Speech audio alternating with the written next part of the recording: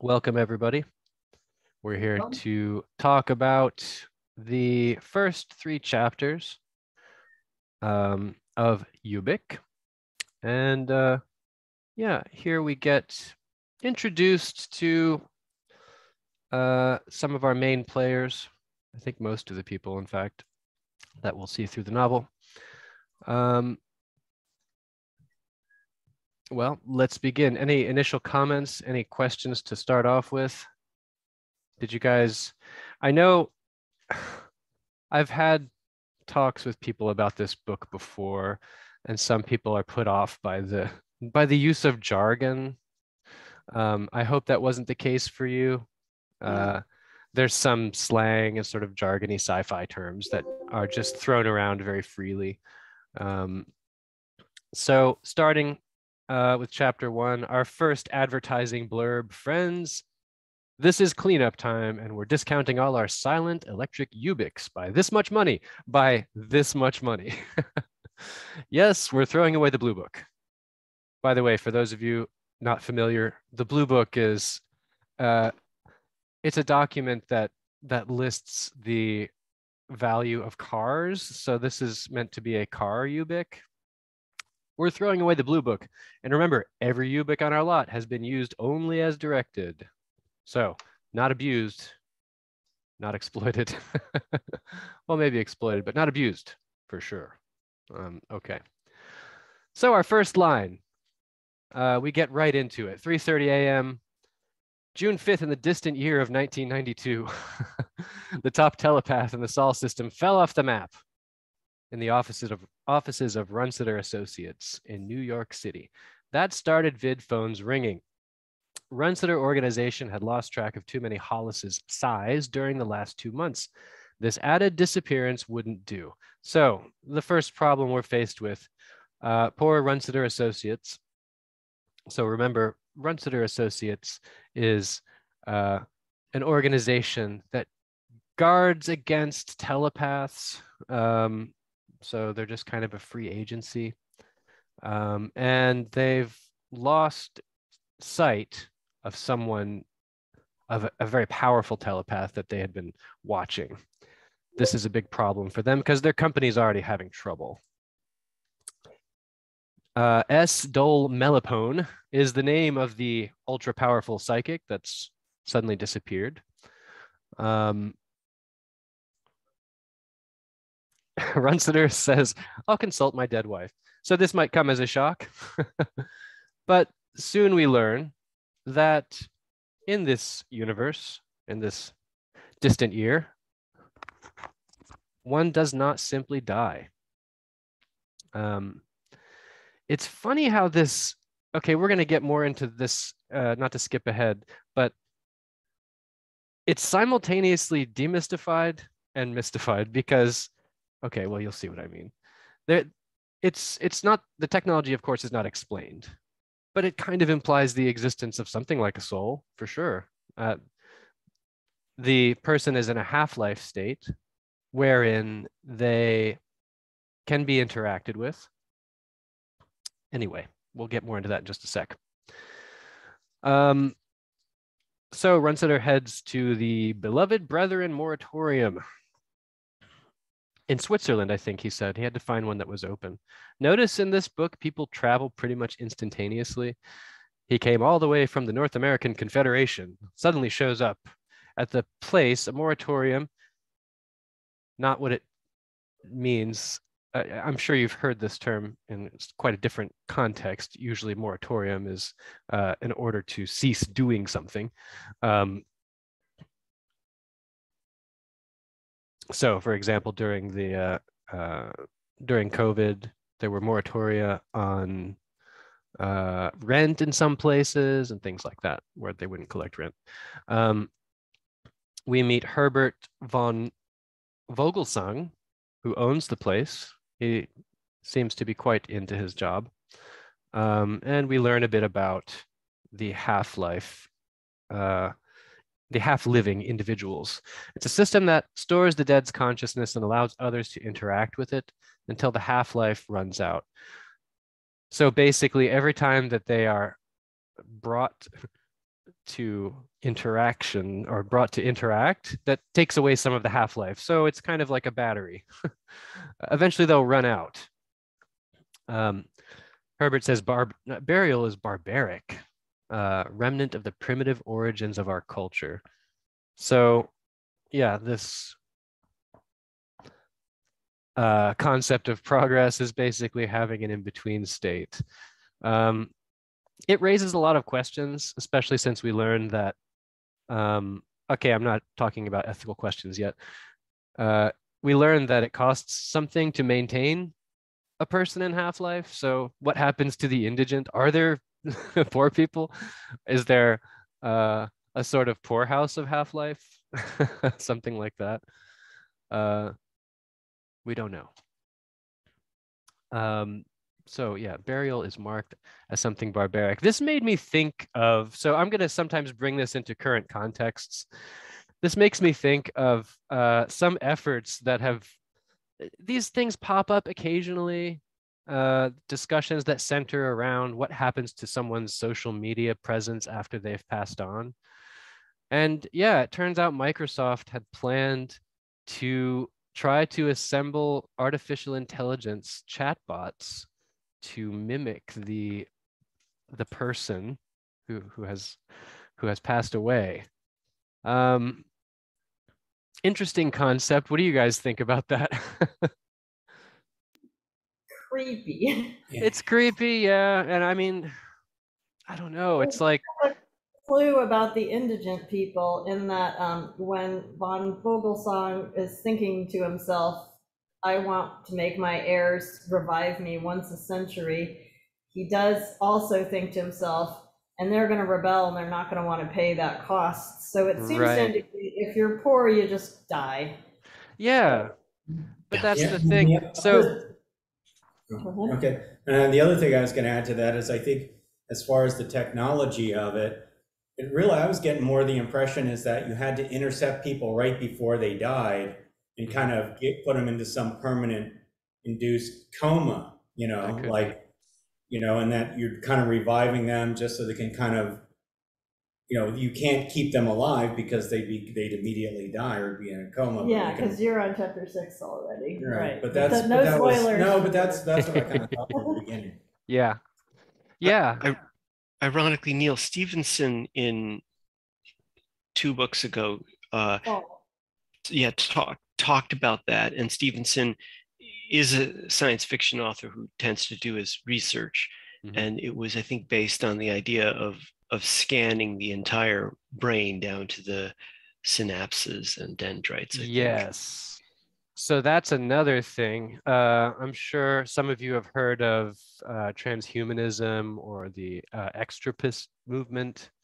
Broadly speaking, that refers to individuals who foresee a future in which there are all kinds of technologically based advancements in which the human race sort of takes control of its own evolutionary rudder.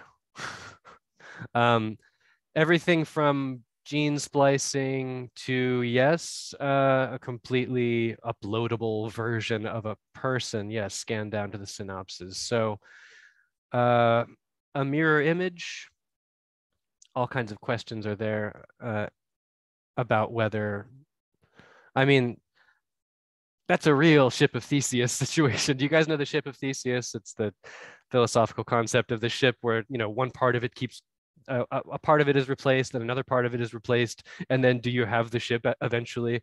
It's a philosophical question. But when you have, a person scanned down to the synapses, I mean, it's already true that, we regenerate our physical cells, our bodies, constantly. So we're already in this kind of ship of Theseus situation. But yeah, I mean, that's like much more extreme version of something like this, the chatbot situation. Yeah, I mean, I think, of course, my initial reaction is revulsion, but I always try to kind of feel out what the other side might be if I didn't feel that. So what would be a charitable way of thinking about it would perhaps be that you would need to really understand that it's just a little AI, you know, just like watching a home video or something. That's my charitable interpretation of this chatbot. Now it's technically very easy to fake somebody appearance. And in movies, when they need younger actor, they made his yeah, they de-age him, yeah. 3D face, and through all the movie placed instead the real head, so you can see younger actor with the same mimic and same expression. Yeah, so we have that now. Absolutely. I mean, the implications here are pretty broad. I mean, all kinds of things could be done with current technology, let alone, you know, even 10 years from now. Things are advancing at such a rapid pace. Who knows? But yeah, the de-aging technology. I know that just recently there was some fuss over the fact that they made one of the Star Wars properties with Mark Hamill as Luke Skywalker, but it was completely CGI. And Mark Hamill's like, "Hey, I'm alive, you know, I exist. Why did you do that?" I mean, you de-aged Robert De Niro for The Irishman, but you can't hire me. I guess it's cheaper to have a CGI Mark Hamill. Okay. So yeah, there was also a Black Mirror episode, Be Right Back. I don't know if you guys are familiar with the series Black Mirror. It's a science fiction series. It's very good. I mean, okay, caveat, last season wasn't great, but especially the first few seasons. It's a show that, okay, the Black Mirror is a reference to the monitor, like the screen. So that's what the Black Mirror is. Spoiler alert. The episodes are self-contained stories. Actually, I think there might be a couple of two-parters, but they all center on technology. Every now and then there's a ridiculous episode, but this one was pretty good. A woman loses her husband in a car accident, and she's immediately marketed to, you know, based on her experience and sort of like her data. We're going to get into this more later. She's immediately marketed to, you know, people who went through this have purchased. And so like she's set upon by aggressive marketing technologies, and eventually they sell her on this, basically an AI, just like we were talking about a second ago, but considerably more advanced than probably the things that Microsoft was considering. And it culminates in her purchasing a sort of android of him, so she has him back. I mean, Black Mirror episodes, like I said, sometimes they're ridiculous. The general format of any Black Mirror story is what if X but Y? Like, what if cell phone but schizophrenic? Something like that. I just wanted to say, so Philip K. Dick is kind of, since he was writing in the 60s when basically we lived in a Christian world, he's kind of mixing both technology and this kind of more soft idea of having a soul. But what happened to me recently is I have a person I write emails to a lot whose name is Ethan.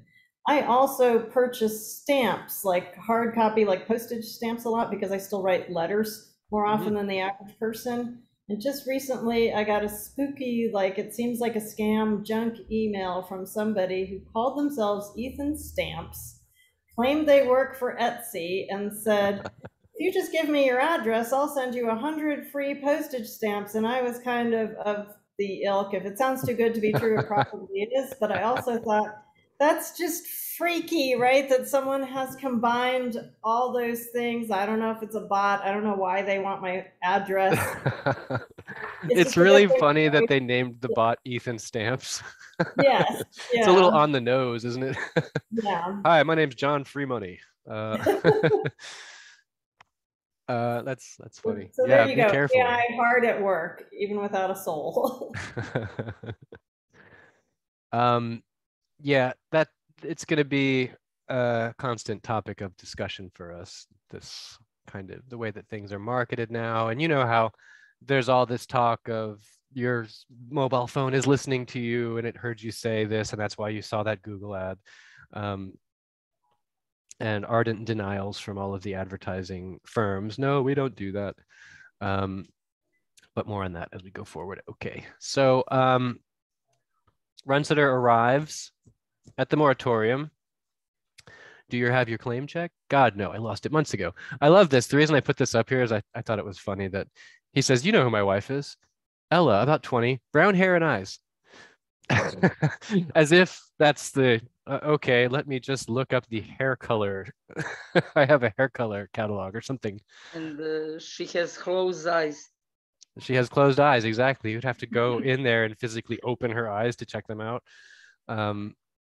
So Runsiter is, I don't know, he's someone we should take as a kind of authority figure because he heads this company, but he seems to have a very fuzzy concept of the technologies involved. As we see, as he goes through this whole thing here, there are advertisements broadcasting. I wanted to say before you went too far ahead, I had a memory, and it's true, on page 12, when her eyes were open, they had been bright and luminous blue. So he's literally not even saying brown hair and brown eyes. He's literally just saying she had eyes. Even more hilarious, right? Oh wow, that's a good catch. Brown hair and eyes. Yeah. You know who it is. Anyway, sorry to interrupt. Wait, do you guys think that's a typo or a mistake from Philip K. Dick that he wanted later on to say brown hair and meant brown eyes, and then later on characterized her as blue eyes? Or is it really, as Kamari has said, brown hair and eyes, and also legs? You remember her? Right. I'm going to ascribe intentionality to this. I know he was writing before people could write on, like something that held the information. And I do know that in the 19th century, like Elizabeth Gaskell and Charles Dickens, they used to forget the names of their minor characters all the time and change them on accident. But this is a short book. I really think Philip K. Dick meant it as eyes, just based on our personality of Mr. Runsiter. I think it's maybe just to emphasize the sort of cavalier attitude of Runsiter, where he's like, details don't matter. It's the big picture. These little things, maybe he's being facetious, like he's just being a smart ass. Brown hair, eyes, come on, chop, get to it. Yeah, it's a short book. It doesn't seem like it would be an oversight. Who knows? I'm going to go ahead. It's more fun to think he did it on purpose.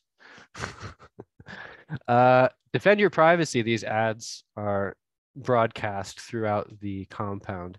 Is a stranger tuning in on you? Are you really alone? That for the telepaths. I mean, okay, this is for us highly relevant in this time in history. It's just wild to think that this, he was, of course, there were such things as, bugs that they used in phones and things like that, but surveillance technology was nothing compared to what it is now.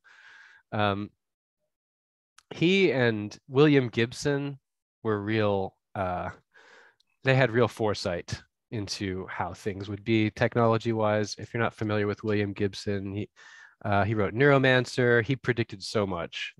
There's so much in William Gibson that is happening right now. So is a stranger turning on you? Are you really alone? That for the telepaths and the queasy worry about precogs. Are your actions being predicted by someone you've never met? Someone you would not want to meet or invite into your home? Terminate anxiety. Contacting your nearest prudence organization, that's how they refer to themselves, will first tell you if in fact you are the victim of unauthorized intrusions, and then on your instructions, nullify these intrusions at a moderate cost to you. So that's what Runsiter does. In fact, The owner of the moratorium here has even used their services. He liked the term and had a dignity, and it was accurate. He knew this from personal experience. 2 years ago, a telepath had infiltrated the moratorium for reasons which he had never discovered. He thought musingly to himself, I took their word for it that a telepath got in here. So he brings up the possibility that it's all a scam. They just showed me a graph. Look, you have a telepath. So he kind of acknowledges, for all he knows, it's all fake. Maybe they faked it, made up the graph in their own labs. And I took their word for it that the telepath left. He came, he left, and I paid 2,000 postcreds. That's their money. Could the prudence organizations be in fact rackets, claiming a need for their services when sometimes no need actually exists? I guess he figured better safe than sorry. Comments, questions about that? All right. That closes chapter 1. We try to do these episodes in such a way that even if you missed the reading, you'll pretty much figure out what went on. Try to cover all the major happenings. Our next advertisement, the best way to ask for beer is to sing out Ubik. Made from select hops, choice water, slow aged for perfect flavor. Ubik is the nation's #1 choice in beer, made only in Cleveland for some reason. I also just like the phrase choice water. I mean, sure, there are cleaner and dirtier waters. It's just a funny thing to say. This is choice water. So we meet Ella. Well, kind of. Upright in her transparent casket, encased. Ella, by the way, if I wasn't clear, Ella is Runsitter's deceased wife, who is now in Half-Life. And also, I suppose I should make clear that Runsitter, his whole purpose for visiting is to try to figure out what to do about the company, because the company's in trouble and they lost this powerful telepath. They had already lost a bunch of others, so this is very bad for them financially. The company might fall apart. People aren't demanding services with all the telepaths disappearing. They don't need to deploy so many inertials. So he goes to see Ella. He's given a sort of private room in the office to consult with her. She lay with her eyes shut, her hands lifted permanently toward her impassive face. It had been 3 years since he'd seen her. And of course, she had not changed. She never would now, at least not in the outward physical way. But with each resuscitation into active half-life, into a return of cerebral activity, however short, Ella died somewhat. The remaining time left to her, pulse phased out and ebbed. So this is what we were talking about before. She's on, everybody in Half-Life is on limited time. And he's decided not to wake her that often. He also, it's kind of implied he's not totally keeping his promise to her. She wanted this, but she wanted to be involved in the administration of the company. And so he has nominally kept her involved in the administration of the company, but it seems not too much. He doesn't consult with her that often. It's been several years. Yeah, what had she wished? To continue to function with him as co-owner of Runsitter. Something vague on that order. Well, he had granted this wish.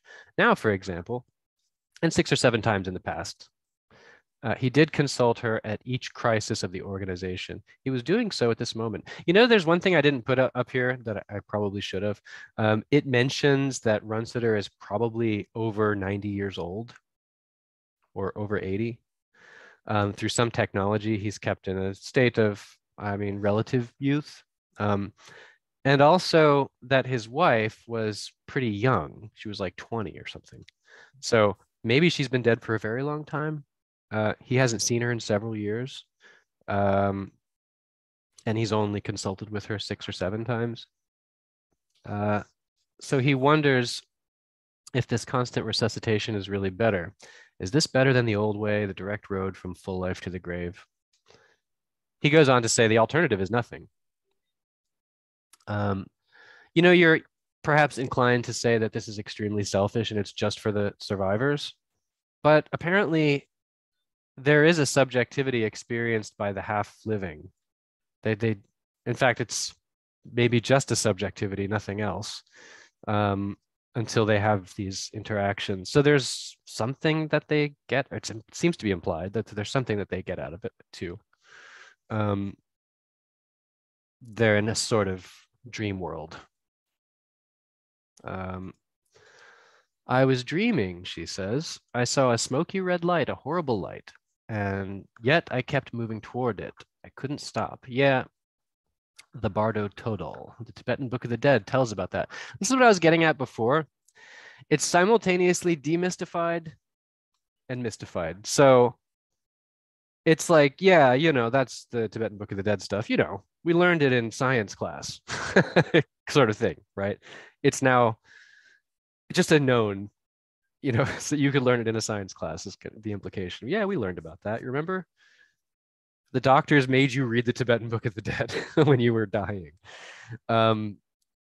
So yeah, that's interesting, right? Because it implies that there is a kind of, an afterlife. The Tibetan Book of the Dead covers reincarnation. In fact, I had to follow up on this red light, so I looked up. I remember checking out the Tibetan Book of the Dead when I was like in my 20s. I thought it was cool, right? I remember practically nothing from it, but I had to go back and see this red light. The red light, here's the quote from the Tibetan Book of the Dead. There will shine upon thee a dull white light from the Deva world, a dull green light from the Asura world. These are different worlds you can be born into. A dull yellow light from the human world. That's the one in the center. It's in the middle. A dull blue light from the brute world. That's like animals. A dull red light from the Preta world. So that's the world of hungry ghosts. That's the one that she's talking about. And the Preta are these hungry spirits that have huge stomachs, but just a tiny mouth. And they're always hungry for something. And then there's the lowest world, the hell world. So I just had to throw that in there because I was like, what is the red light? The red light. Okay. Yeah, that's a low world. Like they say, you're headed for a new womb to be born out of. So they know and believe in reincarnation as a sort of scientific fact, but there has to be a threshold beyond which science can't pass. They can't see it all the way through, right? I mean, that's what I mean. It's simultaneously demystified and mystified. It's just that the line has moved, right? You're headed for a new womb to be born out of, and that smoky red light, that's a bad womb. You don't want to go that way. That's a humiliating, low sort of womb. You're probably anticipating your next life, whatever it is. He felt foolish talking like this. Normally, he had no theological convictions. What do you mean? You literally know about the afterworld. Okay. It kind of implies the whole point of theological convictions is that you believe them in spite of not having any reason to. Does that make sense? Because well, he has no theological convictions in that, like, okay, so these people are trying to extend their lives with the half-life, but if you were poor, you'd have to go straight on to death. Mm-hmm. And I'm just gonna, for the purposes of the book, accept the information they gave me. So if she's gonna be reborn as a hungry ghost, these are people who found no balance in their life. They don't want to be dead. That's why they hang around, like if you read Lincoln in the Bardo by George Saunders, it's like they don't know how to move on. It's a very confused life. It's not a good thing. But it seems like this whole society that's paying for people to be in half-life is doing nothing but creating hungry ghosts. Well, there's something else implied here because he tells her to avoid the red light. So it implies that they're able to slip their karmic bonds and sort of make a choice about it. Oh, anyone can make a choice, but you're supposed to spend your living life building a life so that you have made peace with it and you're not gonna want to be a hungry ghost. You're gonna want to move on and not be a human anymore. So maybe, some people want to come back just for like purely innocent reasons, like I miss my grandbaby, but other people are like, I miss my Diet Coke. And it seems like Mr. Runciter is more like the latter. Yeah, And yeah. I and it miss my seems like company. Philip K. Dick didn't like people like that. So Yeah, he doesn't want to be a theologian, because if he was, he'd have to think about how he's living his life, how he's not a good person. He doesn't live on a kibbutz. He's not, right. he's a capitalist. He's Yeah, part of this racket. yeah. Yeah, and the very next line, he's like, "Yeah, whatever. Just let's talk about this Estel Melipone. Let's put aside all this theological chit chat, and talk about business." So yeah, for sure. But still, I mean, it's almost seems to me to imply that this is like a cheat code. You can go into Half-Life and then you get to just sort of select. You can move towards the light that you want to move towards. That Well, I read the Tibetan Book of the Dead when I was in my 40s, so a Mhm. while ago, but more recently than you did. And it seemed like, but that's what the whole book is about. Like, if you have this cheat sheet, the Yeah, Tibetan Book of the Dead, then you yeah, won't yeah. You need to say. be able to realize in the moment that the wrathful deities are actually the peaceful deities in disguise, all that stuff. I remember some of it. Yeah, so the point was to meditate enough so that when you're in that moment and you feel like she feels like, oh, I'm going towards that light, but if you've meditated enough, you can stay calm and not Yeah, that. But then she she did seems die pretty calm. at she's she's like, woo, hey, it's good to see you. It says that she reacts to him with kind of a childlike like, hey, how are you?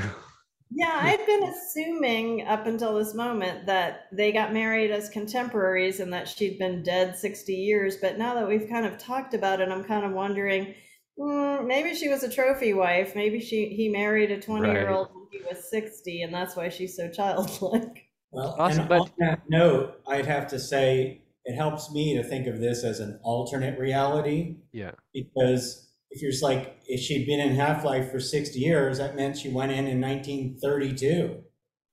right. That's true. And Yeah, if it's only been 20 years, that was 1972. So, yeah. and he's Run so much older than her. He's like 100 years old. So Runseter could have they fought in the get First married World when he War. was 80 and she was 20. Yeah, Well, there's no who reason knows? not to if you've got fake organs and you look younger and Yeah. I was just saying it helps me to make an alternate reality Yeah, because no, that makes sense. Like I said, he could have fought in World War One. Those, maybe you've seen sort of steampunk renditions of World Wars where they have giant mechs and things. That's actually the reality we're talking about. right. Um, so yeah, he's like, let's get back to business. What about this Melipone? She just thinks the name is funny. That's a funny name. Oh yeah, I wanted to talk about this disenchantment of the world. If you're not familiar with Max Weber, famous sociologist, this is a major topic for him, the disenchantment of the world. It's the scientization of things, the systemization of things that breaks the sort of spell, and how it's really kind of a problem if you think it all the way through, where rationalization stretches, eventually, where does it end? Are we does it go all the way down? Because we kind of dehumanize ourselves and each other in that process. We kind of lose the bounds that tie us together and things like this. Yeah, his quote is, "The fate of our times is characterized by rationalization and intellectualization above all, by the disenchantment of the world." I see a hand raised. Vasilie, do you have a question? Thank you. Well, the owner of the moratorium is some German, so it can be associated, or like he has like full German name. He has like Swiss, I think he's Swiss German. He's German, so it reminds like also on World Wars. Yeah, that's true. I hadn't thought about that.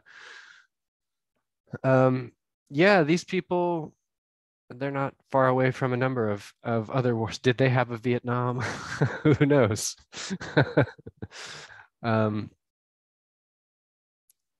the disenchantment of the world is a situation that Philip K. Dick touches on a lot in general. We'll talk about it as we go forward, though.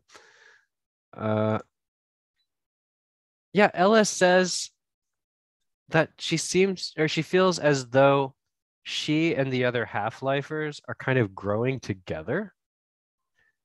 She says she has dreams about a little boy, or where she's a little boy, where she's an old woman. She thinks that they're kind of turning into a collective mind or something like this.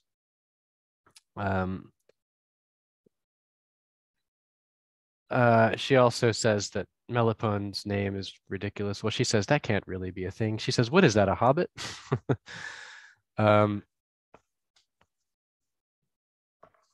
Tell me what this Melipone person is like, a screwball. Then we get this sort of dichotomy set up, working for money or out of conviction. So there is the implication that you've got some telepaths that maybe go on a kind of ego trip, or maybe that sounds, always negative.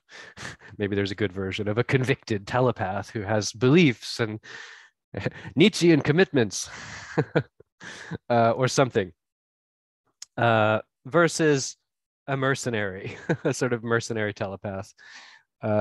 Interesting thought. They seem to be happier with the probability that the Melipone is more the mercenary type.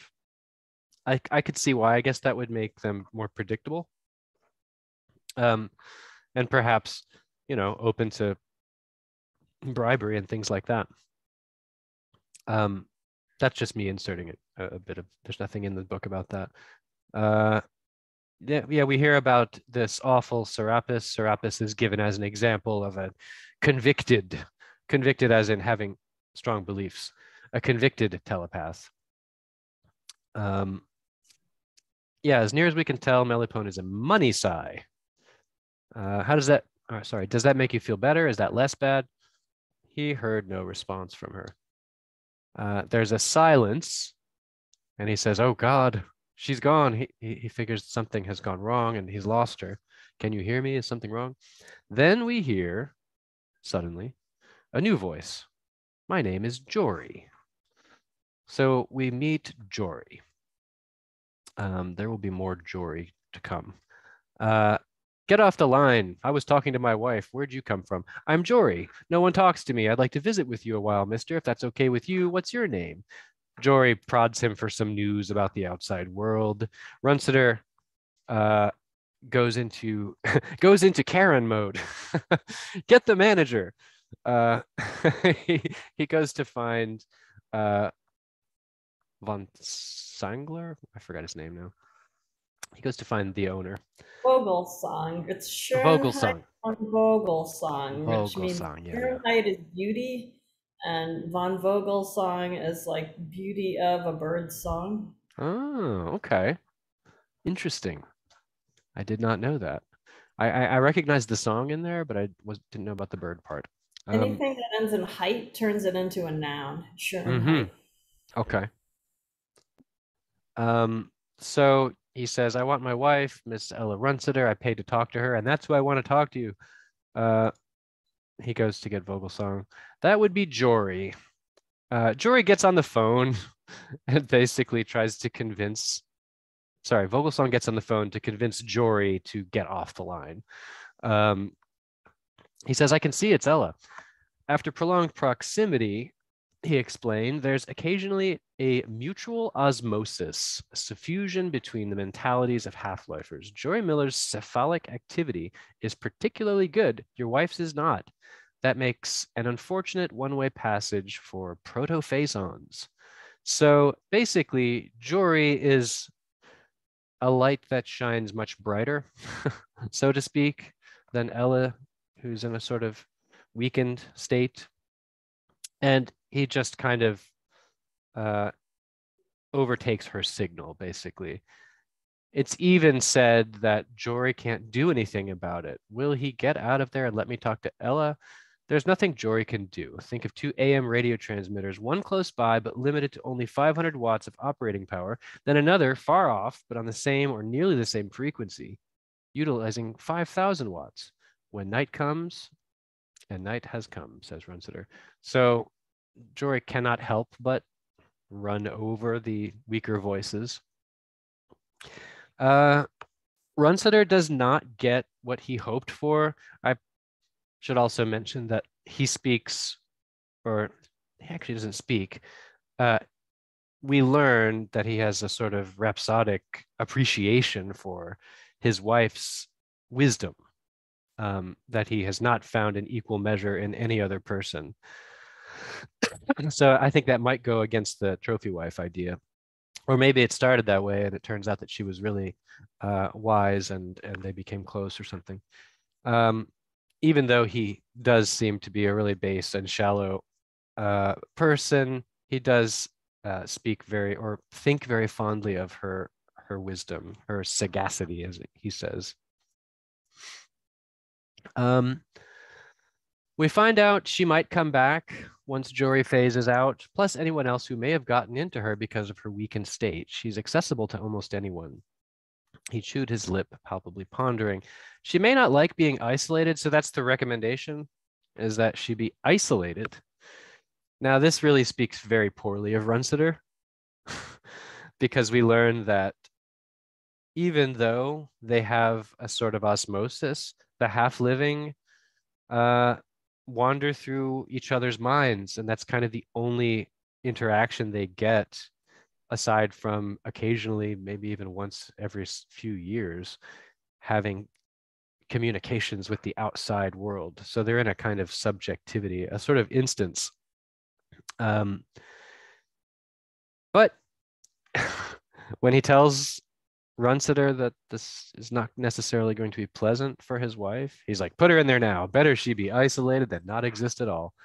So yeah, that's pretty brutal. She exists. She merely can't contact you. There's a difference. Runsiter, shallow as always. A metaphysical difference, which means nothing to me. That's about it. That's a very solipsistic view, right? Who knows what state she'll be in this isolation. In the third chapter, well, let's check out our ad. Instant Ubik has all the fresh flavor of just brewed drip coffee. Your husband will say, Christ, Sally, I used to think your coffee was only so-so, but now, wow. Safe when taken as directed. It's poisonous, folks. So we meet Joe Chip. He really smacks of a kind of, what's that character type? It's kind of a trope in movies and in other stories, but the sort of, not rascal, kind of a Han Solo. Not the most polished or respectable, but, heart of gold, but also kind of a rascal. It's not, I'm thinking of a word like rascal, I think, and that's why I keep saying it. Anyway, we meet Joe Chip. Like I was thinking of like a young version of Humphrey Bogart, at the beginning of any Yes.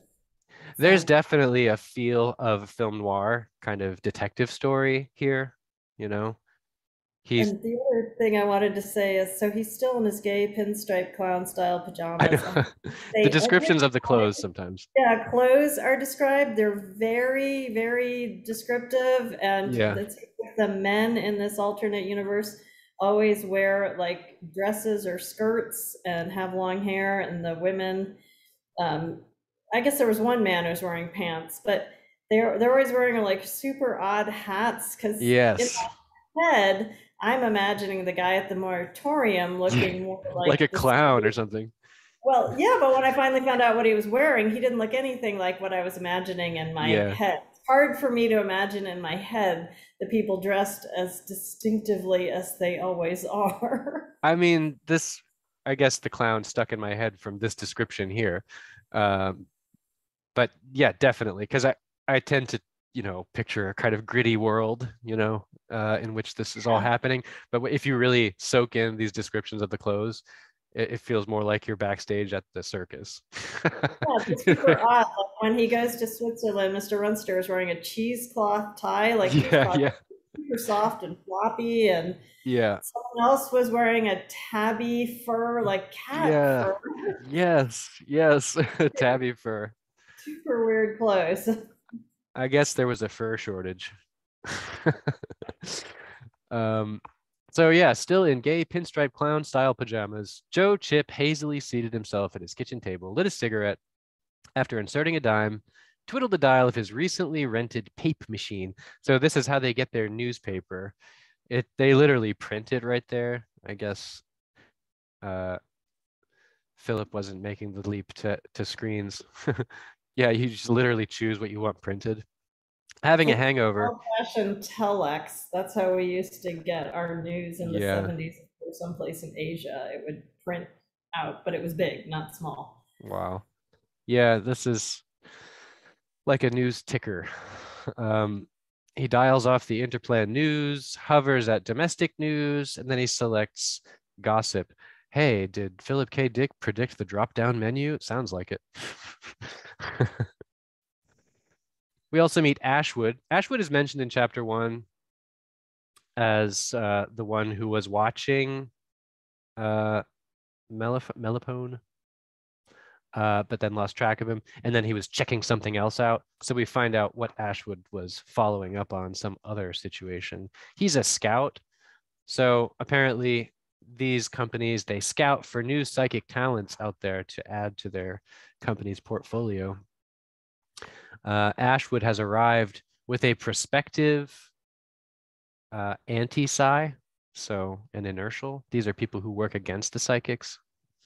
I know it's early, Joe, but I just hit town. Ashwood here. I got a firm. See, doesn't this feel like kind of film noir detective talk almost? Like of all the gin joints, I forgot the line. Ashwood here. I've got a firm prospect that I snared in Topeka.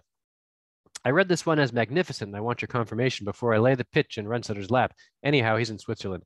So Joe looks around. He realizes that he might be having company in a second, but his apartment is in a state. It's really bad. It's all messy. So he decides he's going to do a little quest to clean the place up a bit. He owes the rental company money. We've learned that he's very much in debt. He's one of the precariat. So the automatic cleaners are not coming.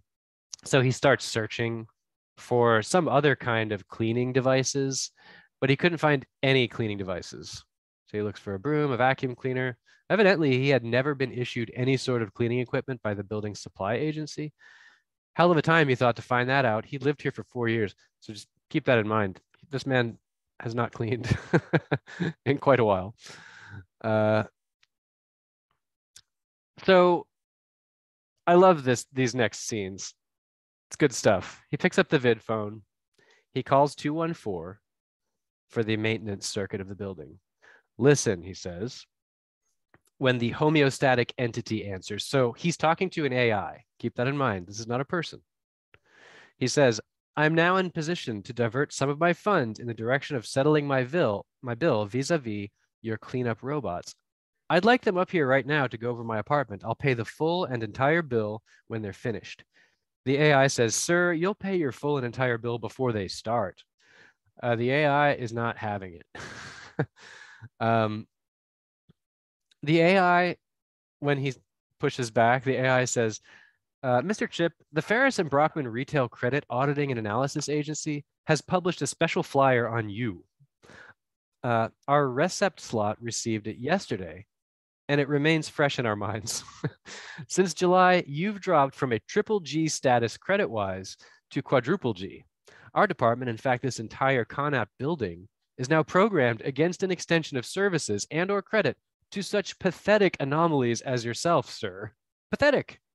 An AI exists in this world not only to deny you services, but to humiliate you and make sure that you feel the appropriate level of shame. So it's funny because the AI, it's funny because is always a bad way to start. The AI is fulfilling not just these kind of administrative tasks, but sort of social responsibilities. Like, I know, what do I mean? Am I saying that shaming people is a kind of social responsibility? In a way, yes. I mean, I'm not encouraging that, but that's definitely a thing that keeps, that establishes sort of norms for people. But the AI is in on the game now. The AI is here to also insult you and make sure.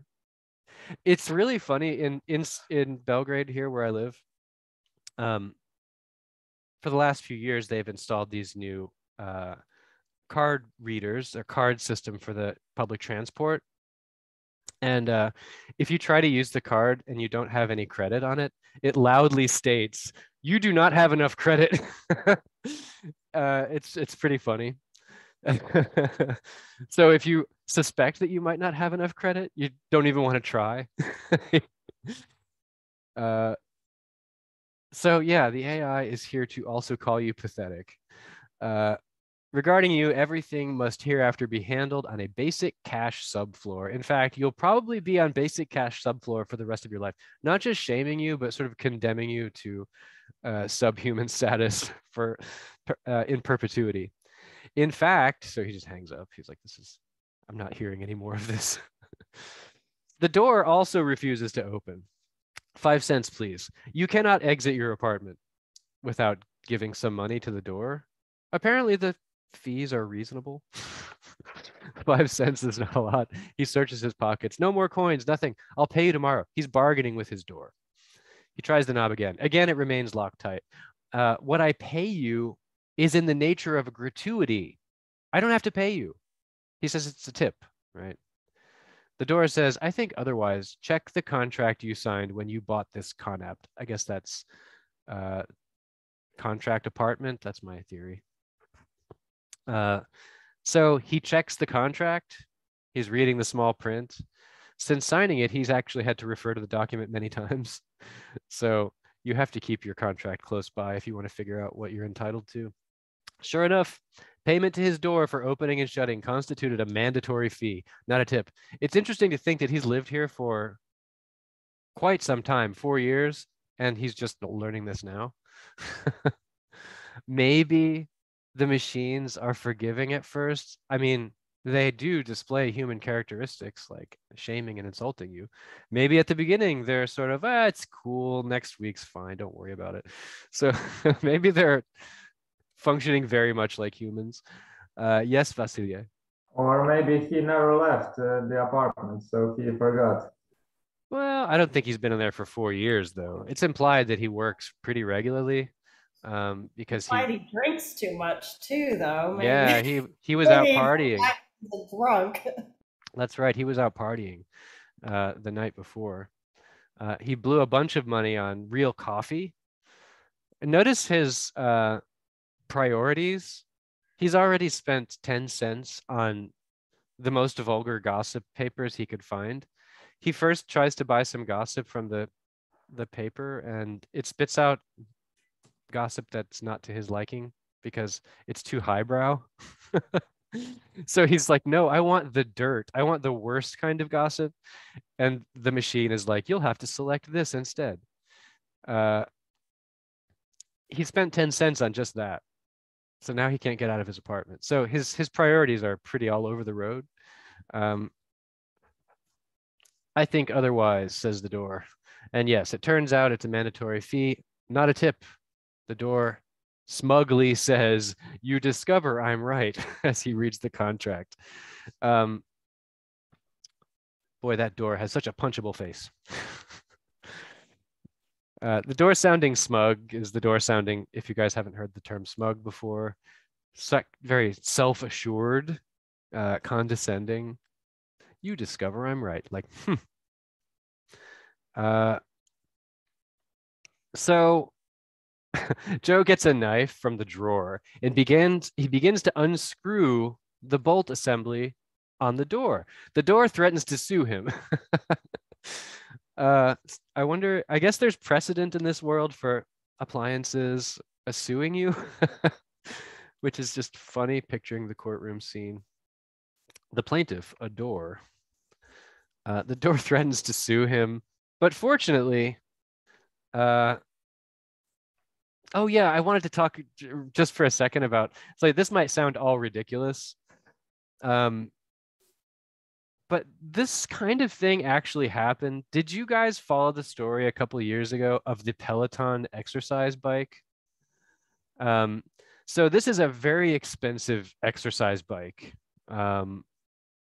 that, I mean, it's like $3,000 to $5,000. And the thing is, it had a couple of accidents where some people were hurt, and one life was even lost. And they used that opportunity to start a payment plan system where if you didn't pay them on time, they would stop your bike.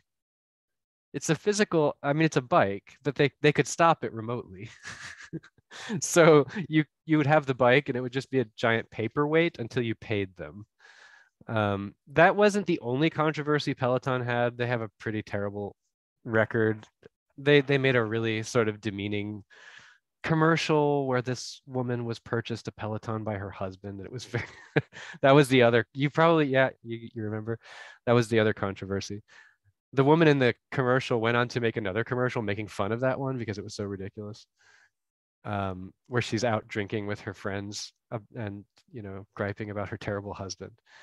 Yeah, Peloton does not have the best record. The last thing that got them into trouble was they sold a whole bunch of bikes during COVID. Yes. Along with this package that you could get different like classes to go with it. Yeah. And so they expanded thinking that they would just sell more bikes. But when COVID ended, they kind of imploded like a house of cards. They weren't selling more bikes, so they decided to save money by like stopping a lot of the services. Yeah. Which made them lose even more business because now you've got this $7,000 bike, but no classes to do with it. You might as well have bought the $1,000 bike and done your own exactly. bike. Yes, that's a horrible company. Yeah, they haven't had the best of times. I think the last thing I heard about them is they are not making their own bikes anymore. So I guess they're getting out of it, but it couldn't have happened to a better company. So yeah, this is a real thing, I guess it can only get worse, as per Philip K. Dick. And Dick predicted that people would love their Starbucks because our character goes and gets Kenyan coffee instead of opening the door. Again, his priorities. Then again, it says he, doesn't exactly remember buying the coffee because he was drunk or something. So yeah, he spent money on coffee, which is apparently quite expensive. Coffee and gossip. Those are his priorities. Fortunately, Pat, she is the powerful psychic as presented. She's an inertial. That means she's actually an anti-psychic. She works against some, but she has a unique power. Here we get another description of the clothes, but she's in kind of a work outfit. So she's in a canvas work shirt, heavy boots, caked with what appeared to be authentic mud. Oh, cool. The real stuff. Her tangle of shiny hair was tied back and knotted with red bandana. Her rolled up sleeve showed tanned, competent arms. At her imitation leather belt, she carried a knife, a field telephone unit, and an emergency pack of rations and water. On her bare, dark forearm, he made out a tattoo. Caveat emptor. Are you guys familiar with this term? I wonder if we could be more on the nose with this. Caveat emptor means let the buyer beware. It's a principle that says the buyer is responsible for inspecting the goods before they leave the store, basically. So this anti-psychic shows up with an agent and there's talk of hiring her. It literally says on her, let the buyer beware. He wondered what that meant. He thinks it's yeah,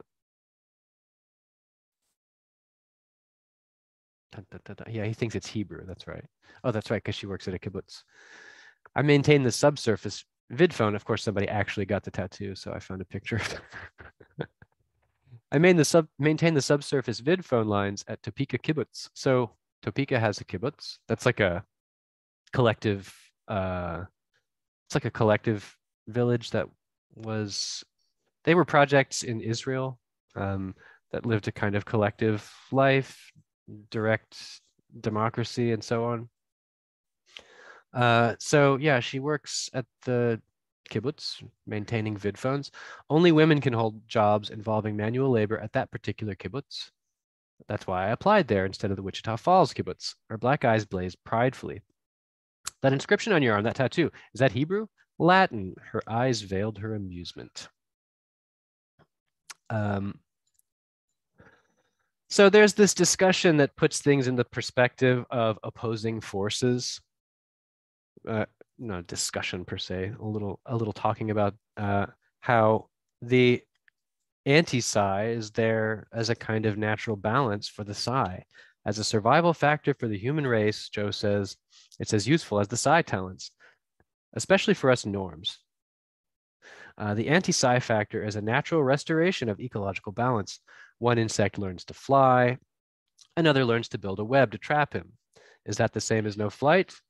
Clams developed hard shells to protect them, therefore birds learn to fly the clam up high in the air and drop him on a rock. In a sense, you're a life form preying on the psis, and the psis are life forms that prey on norms. That makes you a friend of the norm class. Balance, the full circle, predator and prey. It appears to be an eternal system, and frankly, I can't see how it could be improved. So there's that theme of emergent opposing forces. Presumably over time, through a kind of dialectical process, maybe a new anti-psi will arrive that can counter her abilities. It turns out that her anti-psi talents are the result of the fact that her parents are powerful precogs. So precogs are able to see the future. You may have also heard the precogs in another Philip K. Dick story, The Minority Report. Also a highly relevant story as it involves the concept of arresting someone for crimes that they have not yet committed. That seems to be sort of on the menu these days. That's a thing that could happen. I mean, that's already, if you guys have ever heard of Giuliani, the former mayor of New York, had this policy called broken windows, where they would basically check out parts of the city where there were broken windows.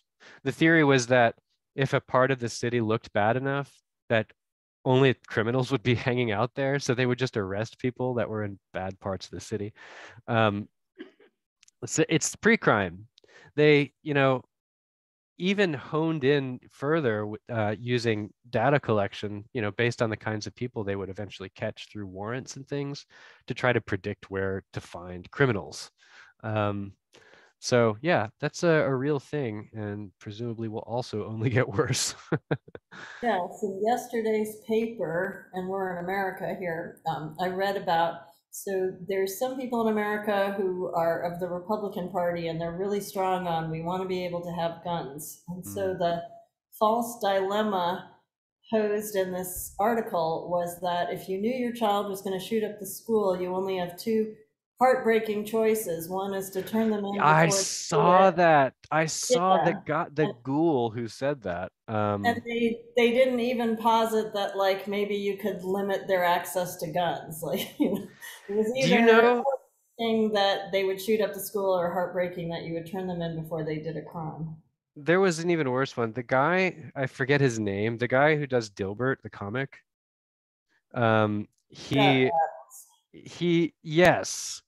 He like took it a step further, where he was like, you would have two choices: to either turn your child in or kill them. He's really gone off the deep end in the last few years. I don't know, like he's completely lost it. He's in another realm. Not to get too political, but I think it could be that he's kind of crazy these days. If you really want to poison your brain, go check out his Twitter feed. It's a wild place. But yeah, I'm on pro-gun side, but I still think like turning someone in before they do a crime just completely rubs me the wrong way as an American. Of course. It's like it's kind of, you have to be careful of doing a sort of slippery slope thing where you say, oh, well, there were so many red flags every time that there's like a mass shooting. They're like, oh yeah, we knew about this guy. It's like the FBI talked to him yesterday. Yeah, if that was my kid, I just don't know what's wrong with having a gun safe. Or they do have this thing in America where you can call the police and say, I think my dad's suicidal. Can you come take his guns and keep them at the police station? Like that already exists. It's just that these people on the side of, I need my right to be able to carry my firearm wherever I go, don't want to admit we have choices, you know? Yeah. And it basically everyone winds up in an arms race with everyone else. And any criminal who's convinced that they need to do this crime and that they also believe they're not going to get caught, or they're also going to say, I need to be as heavily armed as possible. So it just seems like it'll, spin and spin and get worse and worse. But in any case, the precogs here are also, of course, talents to be exploited by these companies. But Pat is a daughter of two precogs, and she learned that she has a unique ability. Ashwood says she goes back in time, but that's not exactly the case. The way that the precog functions is they see the possible futures laid out in front of them like slides, but the one that is the predominant future shines the brightest, and so they're able to see what's going to happen. But basically what happens with Pat is that she's able to have them choose a different slide and not realize that she has affected the situation. So she tells a story to explain her power. By changing it, she changes the present, which includes the precog. He's affected without knowing it. So her parents, the big question is, didn't your parents realize that you were an anti-psi? And it turns out, no. She realized that she has some special ability because they never figured it out. She tells about this event. When she was 6, living in Detroit with her parents, she broke a ceramic statue that her father treasured. Didn't your father foresee it? With his precog ability, he foresaw it, she said, and he punished me the week before I broke the statue. So there it is, pre-crime. You're going to break a statue next week. Go to your room. But he said it was inevitable. The precog talent, they can foresee, but they can't change anything. Then after the statue did break, after I broke it, I should say, I brooded about it. So she kind of mulled it over in her head and she couldn't stop thinking about it. Thought about it that week before it broke. When I didn't get any dessert at dinner and had to go to bed at 5 p.m., I thought, Christ, or whatever a kid says, isn't there some way these unfortunate events can be averted? Then one morning I got up. I even dreamed about it. There it stood. That's the statue, as it used to be. She leaned toward Joe Chip. She spoke in a sharp, determined voice. Neither of my parents noticed anything. It seemed perfectly normal to them that the statue was in one piece. They thought it had always been in one piece. So she's able to kind of subvert events, but she's not exactly traveling back in time, but kind of effectively, even if she doesn't see it that way, she sort of does. So yes, Ajit. Okay, so there appears to be, in this scenario, no physical evidence of the original past. The vase has been recreated. Right. While I was reading it the first time, and we're going to encounter another interference in the past, the only thought I had the first time round was, but did she get dessert? She doesn't even address that. She's just like, I thought really hard. The vase is, and I'm the only one that remembered it. I can't go back in the past, she says. I can only, so she, but did she get, she doesn't say. Right. No, I know. I mean, all of the classic time travel paradoxes are going to pop up with that. Yeah. Did she get dessert? If she did get dessert, she wouldn't be so angry. Then she wouldn't have, then before you know it, she's her own grandmother. Yeah, I mean, those are all the classic time travel problems. The way that she puts it, though, is kind of that she dreamed about it, and who knows? Maybe she's lying. So, yeah, she wakes up, the vase is there. It's as if it had always been that way. From the previous present, the one I abolished, she produces a note. So she has a note. Okay, I suppose I didn't put it up on the screen. Maybe I should make it clear for anybody who didn't get it. Joe is a tester for the company. So he tests people's psychic abilities. He has some technology that he uses to do so. So he'll, hook them up to the machine and see what the dials do, something like that. So Pat gives him a note from a previous present that just happened that he doesn't remember. So, of course, he's, pretty skeptical at first.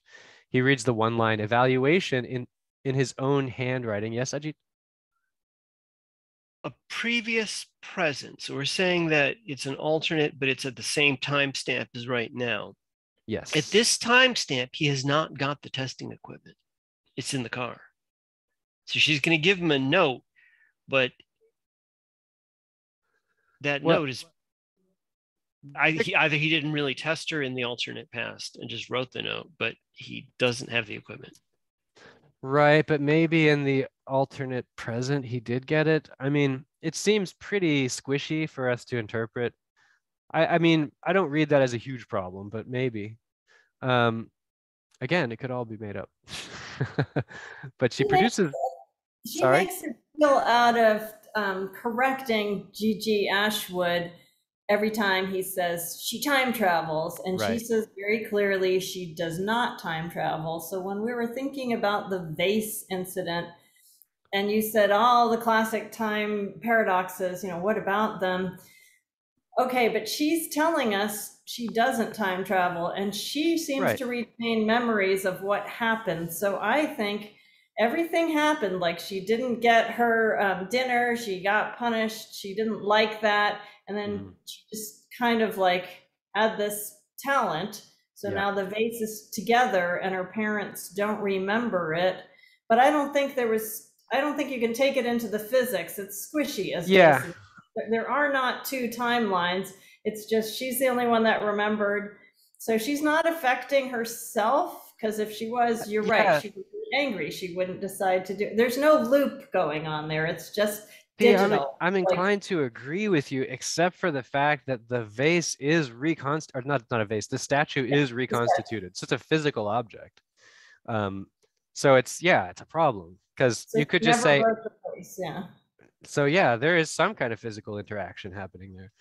And that's the thing. So it's not. Oh, no, there is physical. I guess it's a bad connection. What I said is physics, because you know how some physicists believe in the multiverse and some don't. It's not like a done deal who believes what. And so if you saw that movie Somewhere, Everywhere, Everything at Once. Yes, yeah. That was a good movie. In some universe, the vase broke, and she was almost like she universe jumped to the universe where it wasn't, and that's why she remembers it. But it's definitely meant to be squishy, because if you dig into it too far, Ajit, then you're stuck with, well, why isn't she Superman? Why doesn't she just like win herself the lottery every single day? Yeah. Story, and you just can't. I don't think Philip K. Dick is interested in hashing out, the turtles all the way to the bottom, like turtles all the way down. I don't think he's here to do that for us. He wants to let us, let us squeeze it. Let's form it ourselves. I don't have a resolve either. I've been thinking about the whole time travel, not time travel thing, but just in this paragraph that's up on the screen for all our people that are learning English, nobody uses the word blouse to refer to a heavy canvas shirt, just so you know. Oh, blouse. Yeah. They would, like in Shakespeare's time, that might have been. But not current. What I'm saying is not currently. Yeah, not currently. You're learning English. It's These again. But it was Ersatz canvas. Yeah, that's Ersatz canvas. Yeah, so it's a replacement canvas. It's something similar. And this is all things are really anachronistic. They're drawn from all different time periods, it seems. True. So she produces a note from apparently a recently experienced present in which he gave a negative evaluation to her powers. He says anti-psi field inadequate, below standard throughput, no value against precog ratings now in existence. And then the code mark, which he employed, a circle with a single stroke dividing it, so like a 0 with a slash. Do not hire, the symbol meant. So the thing is, he recognizes his own handwriting and that the symbol is a symbol that only he and Runsitter know. So that's the proof for him that this is real. Not even their scouts know the meaning of the symbol, so Ashwood couldn't have told her. Silently, he returned the paper to her. She refolded it and returned it to her blouse pocket. Okay. So also, I'm not sure if I put it up here, but Joe is also kind of a scumbag because apparently that present occurred when she would not get undressed, and that's why he gave her a negative rating on her psychic abilities. So she gets up and starts getting undressed in order to get the positive rating. So she seems pretty committed. I don't know. It's a very strange situation. He gets up to get the coffee that he'd purchased. Sugar, he said. Cream, cream, Pat said, still standing barefoot without her blouse. He fumbled for the door handle of the refrigerator to get out a carton of milk. 10 cents, please. So once again, 5 cents for opening my door, 5 cents for the cream. It isn't cream, it's milk. Have you guys ever heard the joke what the guy at a restaurant asks for coffee? Let me see if I get it straight. And the waiter says, he says, I'll have a coffee without cream. And the waiter says, I'm sorry, sir, we don't have any cream. You'll have to have coffee without milk.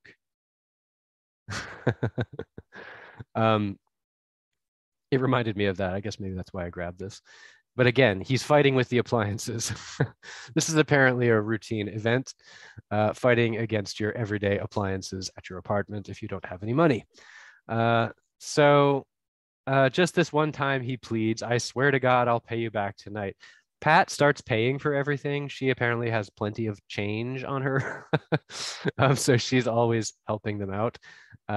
Again, she gets Ashwood out through the front door by giving him a nickel.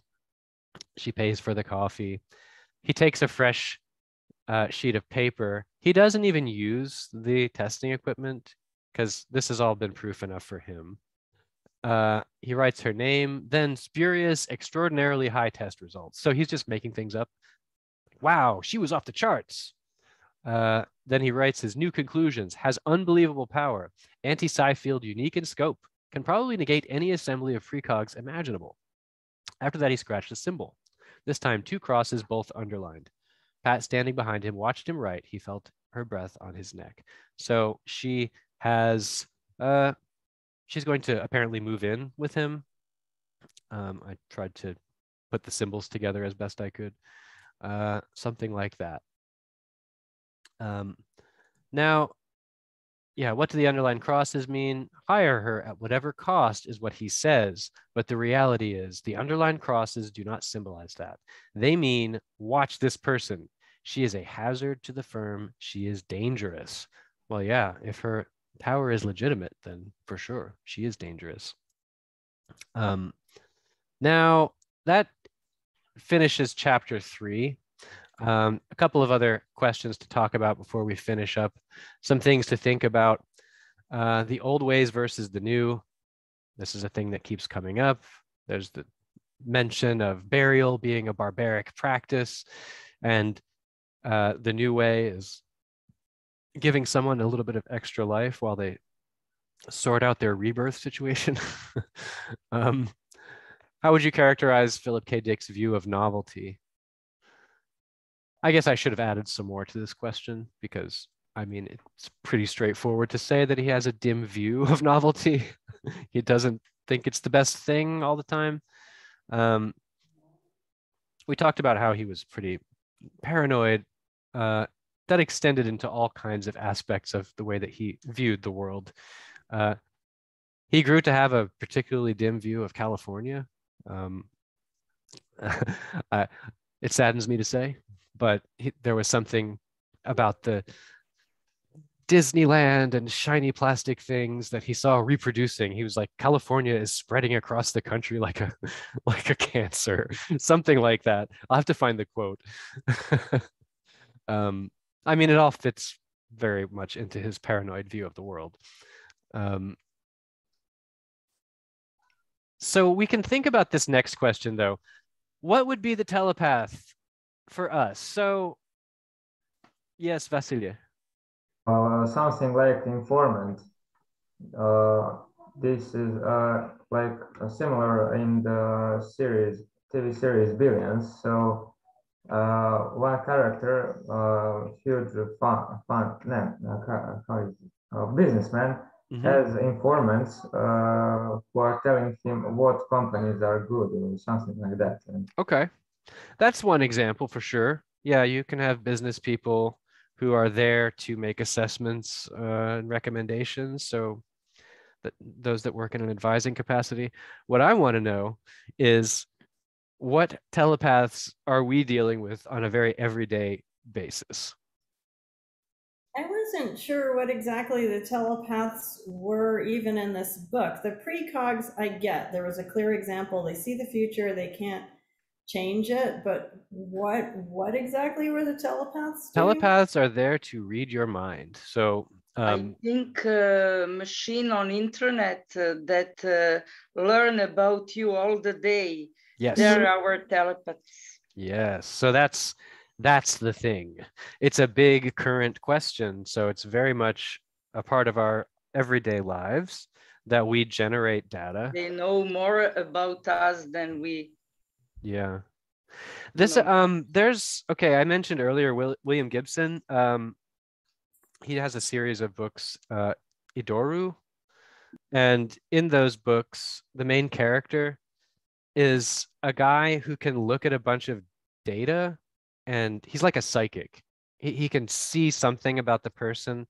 Everybody generates data all the time because it's like in the future, there's no paper money.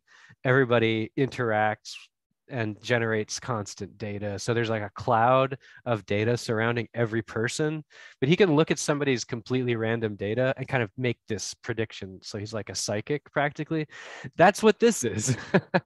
So the telepath, yes, is collecting those data and putting them together. And that's, we talk about how you're marketed to, and there are all these talks about how your phone is listening to you and it heard you say coffee and now you're having coffee shown to you. So yeah, we are the norms, like in the story, he says the norms. And there are these telepaths constantly trying to gather data. Now, there are a couple of important works in this regard. One of them is relatively recent. It's The Age of Surveillance Capitalism. It is exactly about this. It's about the gathering of data by private companies. The way that you need to really conceptualize what's happening, it's not that the advertisers are selling products to you, but that data gathering companies like Facebook are selling you to advertisers. That's the more accurate picture of what's happening. They're like selling your eyes to these companies. And the metadata, which is what is claimed to only, the claim is that that's all that's collected. So, like there's a supposed limit to this granular nature of what they can really see in the data that they collect. It's the same thing that the intelligence services say. We don't actually read your SMSs. It's all encrypted anyway, blah blah blah. We're just looking at metadata. So they just say, well, yeah, we can see kind of like where you were, and we can see what other devices you were in proximity to, so other people and things like that. But there are lots of implications with regard to privacy. Where can the line be drawn? And what is legitimate collection of data? Is there any? I mean, I think it's relatively fair to say that there probably is, a legitimate level of data collection that could assist in the running of things. Just a bit of her thought from the Wikipedia page on her book. Increased data collection may have various advantages, such as self-optimization. So think about, if you want to put together some kind of self-improvement program, there are devices and things that can help you, I mean, it's already true. If you use an alarm clock, this is not alien. Like, this is a thing that happens. If you use an alarm clock, that's this kind of thing. It's just taking it a few levels higher.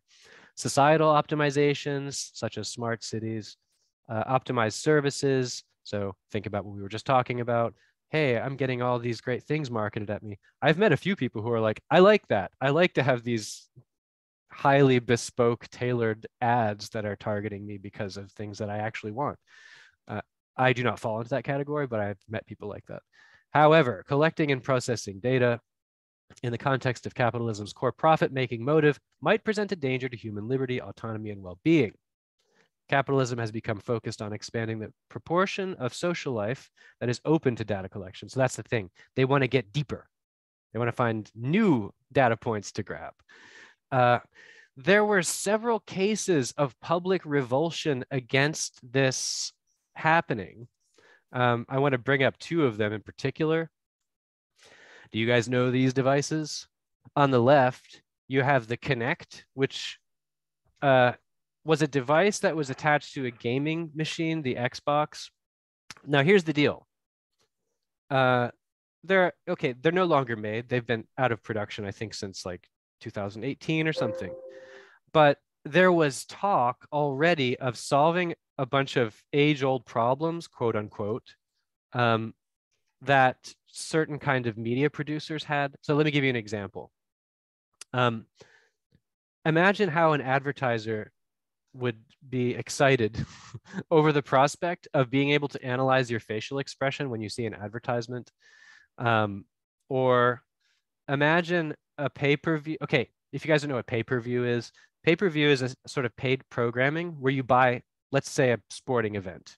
So it's possible to do using, modern digital streaming services where you could buy a football game and then watch it. So here's the problem that the companies would say that they had. What if you have 10 people over to watch the game? So the corporation's view is we're losing money. That's 10 people who are freeloaders, nine freeloaders and one paying customer. That's the way they saw that. So they figured that if we get this kind of technology implemented, we could finally see who was in the room, like how many people. Then they always couched it in metadata terms. We don't see who's in the room. We just see how many people are in the room. And yeah, I mean, streaming is now done through, I mean, not exclusively, but through gaming machines, you can stream your regular cable television programming. The second one is the famous Google Glass. So everybody was, for both of these things, there was a burst of excitement where people said, oh, the Kinect, the good things about the Kinect were that you could do these sort of sports games where you could dance, like Dance Dance Revolution type games, and it could see you dancing and you would be on the screen and that would be haha, cool fun, right? Google Glass is, well, it's an augmented reality eyewear. So, you'd be able to record what's happening. You could look at something and then get immediately data on the, let's say, product that you're looking at. So you could find out how much something costs by looking at it. It all sounds pretty cool, right? But when people started wearing them, all sorts of paranoia erupted around them, where eventually there were stories like a guy goes into a restaurant wearing the Google Glass and then he's asked to remove them or leave because everybody knows that you're watching them. Right? So it's interesting because that's already almost the case with just mobile phone technology as it is now. But Google Glass is just taking the slight extra step of putting the phone literally on your face so that everyone can see that, you're recording. So people don't like to suddenly have the spotlight on them when they're just out to have a burger or something.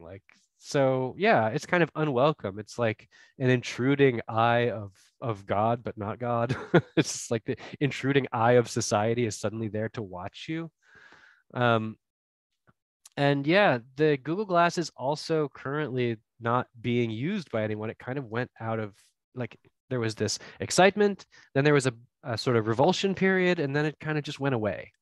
I'm sure they'll try to bring it back at some point, but there are so many questions about how privacy can be affected, especially as the technology improves.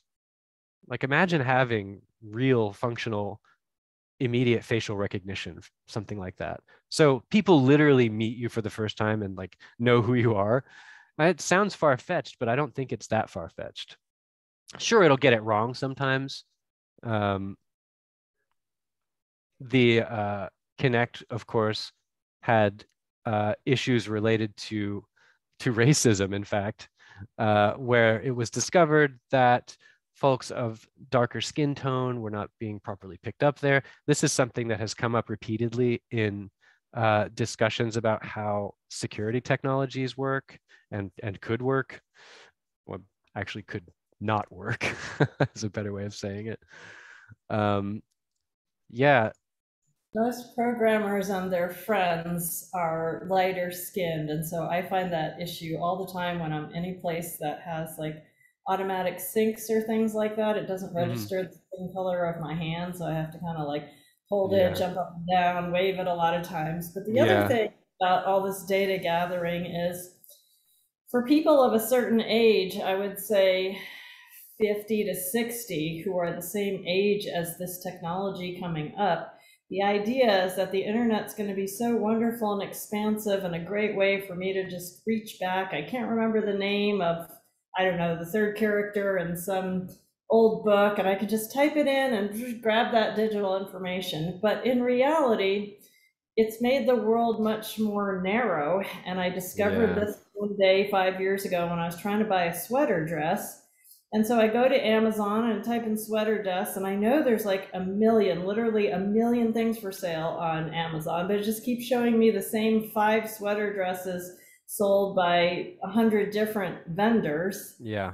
And it's like, it's because it's a circle. People who bought what you bought this. And so I couldn't jump out of the circle until I went to the library and as a guest user opened it up. But otherwise, my devices have already decided you only like this. So if I was a young person and I was trying to use the internet, I'm never going to know who Jane Austen is. I'm never going to find out. I'm never going to have access to her. So it's a really weird, like how it made the world smaller, not bigger. Yeah, it's absolutely. It's a confirmation bias machine for sure. Absolutely. I always call it the sweater dust problem because, man, I really wanted a sweater dress.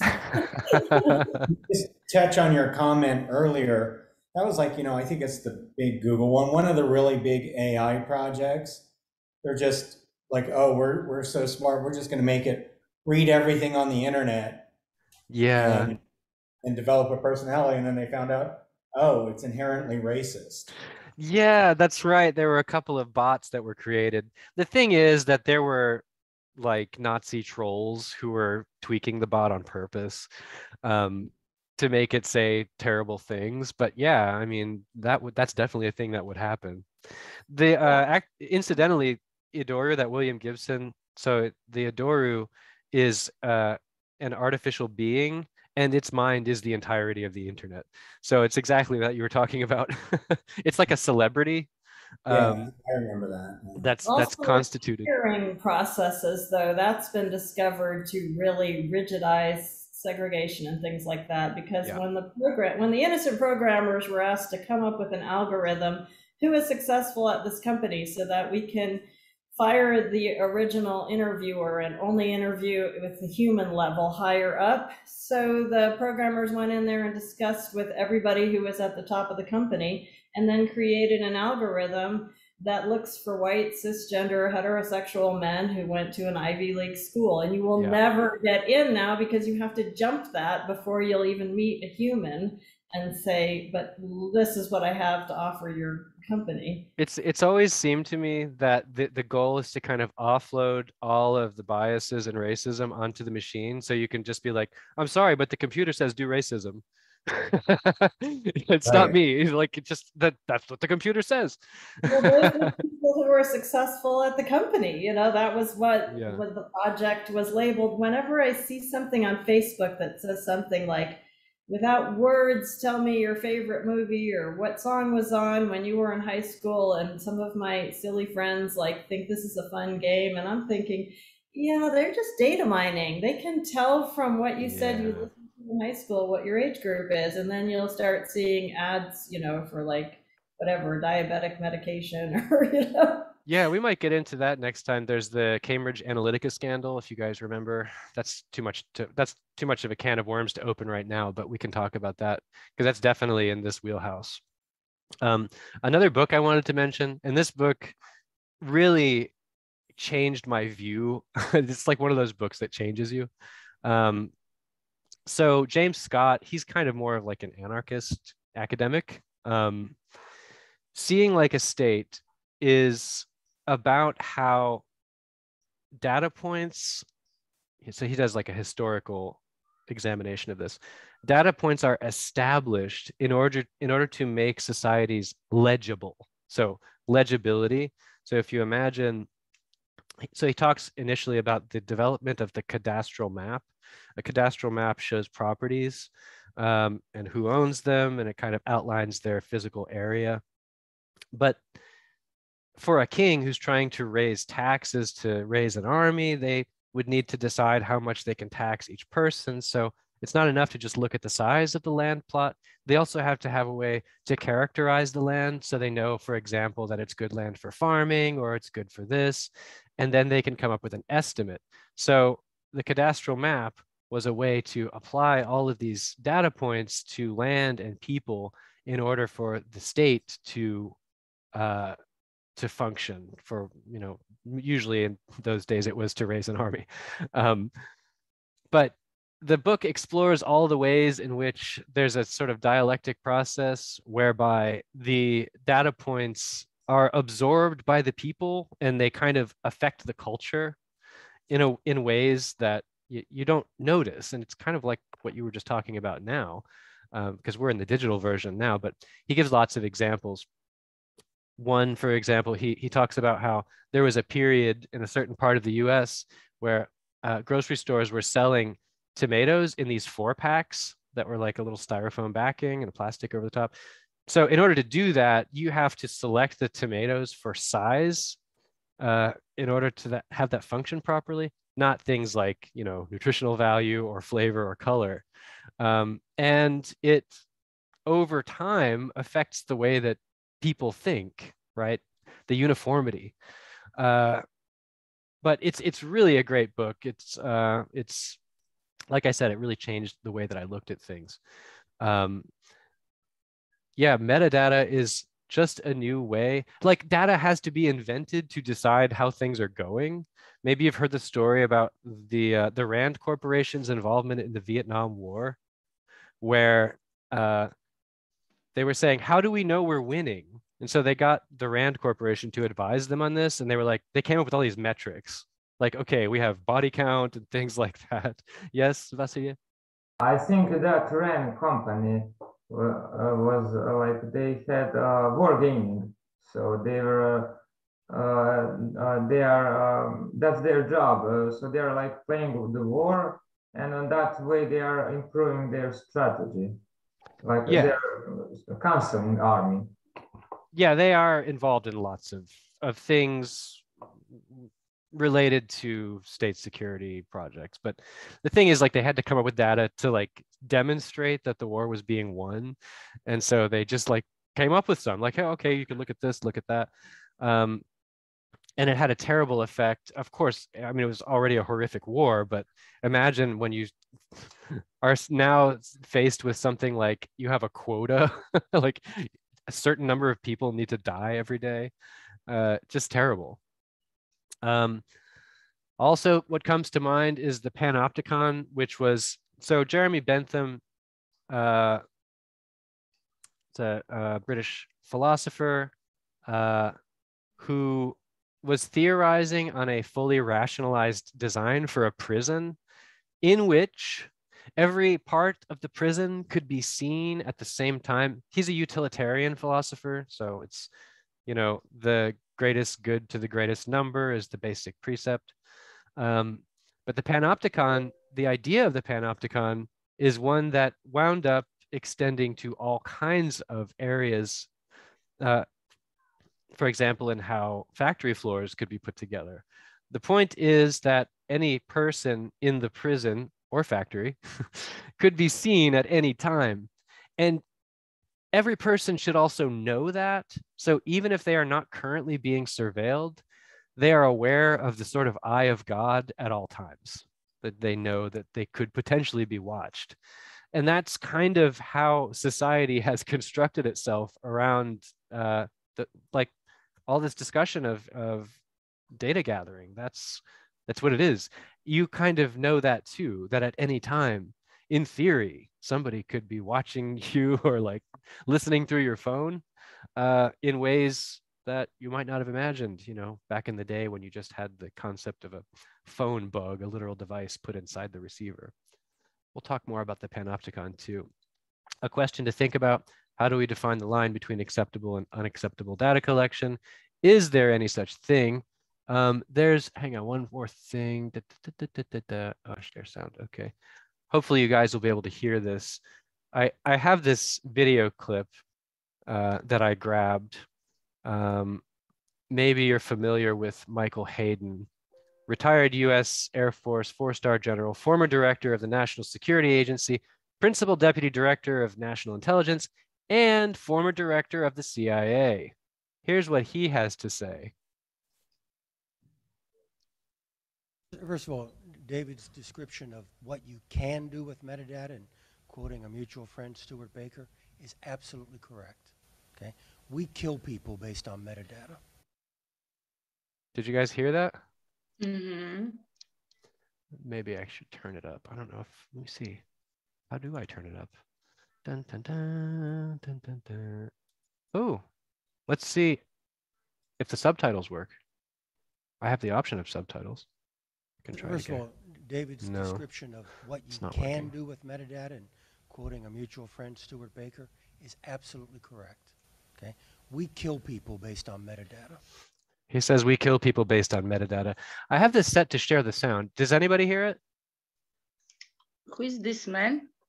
He's a former head of. He's the former head of the CIA. So not just some schlub. He's a guy who's effusively saying we kill people based on metadata. That discussion was about how they use mobile phone data to decide drone strikes. It's like based on aggregating, like it's kind of a guilt by association game where you have a guilty phone and it gathers with other phones that then become guilty phones and maybe subjected to drone strikes at some point. Scary stuff, very chilling. Just his attitude about it is extremely chilling on its own. Okay, so first of all, oops. Next week, chapters 4 to 7. We're going to go ahead and call it a night for now. But lots to think about, and I hope you guys will join me again next time. Any final questions, comments, concerns? Well, thank you so much. These are really good conversations. Thank you. I'm enjoying them too. Yes, Vasilia. Well, it was very interesting, especially at the end. Yeah. Nothing like the head of the CIA to show up and make things interesting. Okay, see you guys next time.